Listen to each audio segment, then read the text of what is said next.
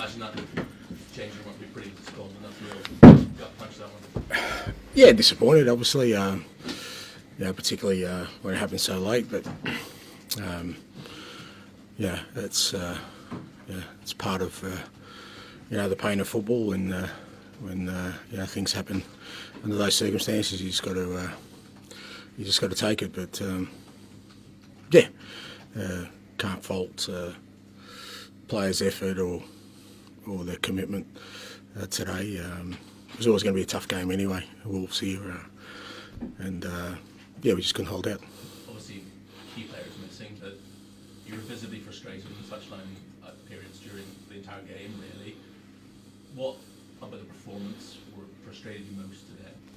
I don't know about that. I mean,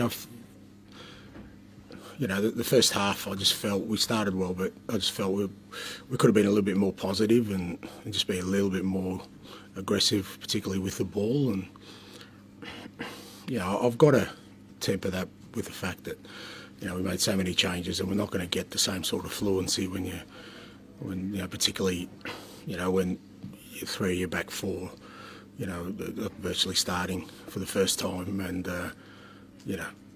we've made a couple of changes as well further up that it's not going to be as fluent. But I just felt we could have been a little bit more positive, particularly in the first half. Like I said, second half I thought it wasn't too bad, but there were just times in the game where, and maybe because again, like obviously we were winning the game, and I think a lot of the guys in the back of their minds haven't played for quite a while, so there was a little bit of self-preservation there to get us through the end of the game. And but again, it's all understandable stuff considering, like I said, the lineup we had out there. Just one final one for me.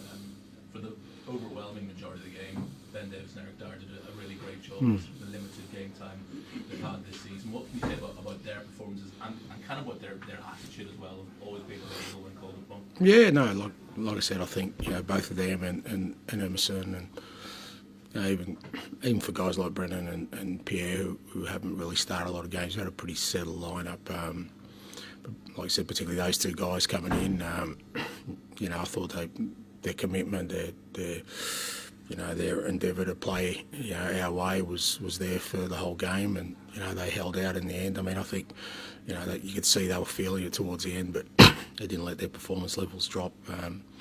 For the most part, Wolves didn't have any really big chances. I think Vic had one or two saves to make, but obviously at the end there, they scored.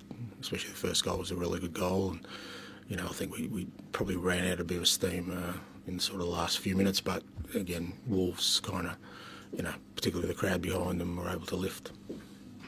Towards the end, it felt like there were a couple of free kicks that were taken quite quickly and then turnovers conceded.